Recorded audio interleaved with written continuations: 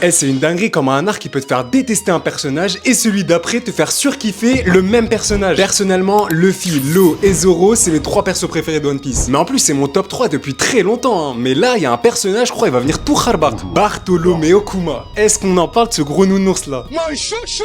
Eh, ce gars-là, à la base, je le détestais de ouf. Il a créé l'une des scènes les plus tristes de One Piece. Mais son pouvoir qui évolue à chaque fois, non, faut qu'on en parle. À la base, il nous a dit avec ses coussinets, il peut repousser les attaques. Mignon, sympa, cool, mais non, y a pas que ça. Le frérot, il peut retirer la douleur et la fatigue. Et là, on vient d'apprendre comme ça qu'il peut retirer aussi les souvenirs. Kuma, il fait clairement partie des mystères qu'Oda a adressés dans One Piece. C'est un personnage qui est hyper complexe et dès ce moment-là, face à Zoro, on sait pas si c'est un gentil ou un méchant. Et au final, c'est seulement quand Bonnie plonge dans sa mémoire qu'on comprend la vraie profondeur de son pouvoir et surtout de sa souffrance. Et là, il y a une question que je me pose. Si Kuma, il peut retirer ses propres souvenirs, est-ce qu'il peut pas aussi retirer sa propre douleur? T'as quoi dans le cerveau? Morceau de métal ou tu le prends pour des gens des cons ou soit tu le prends pour des gens des calbas? Peut-être que c'est expliqué dans le manga, One Piece je suis à jour que dans l'animé, mais honnêtement, j'aimerais bien savoir pourquoi il l'a pas fait. En tout cas, pour moi, Kuma, c'est plus qu'un Shichibukai ou une arme du gouvernement. Pour moi, Kuma, c'est un père de famille, un sacrifice vivant, une légende qui a souffert et qui a plus envie de voir d'autres enfants souffrir comme lui. Donc tu l'as compris, l'Arc Egghead a complètement changé de ma vision de One Piece parce qu'aujourd'hui, Kuma entre dans le top des plus grands personnages de l'œuvre. Et si t'es arrivé jusqu'ici, hésite pas à follow pour ne pas rater les prochaines vidéos et donne-moi en commentaire un personnage qui t'a chamboulé autant que Kuma.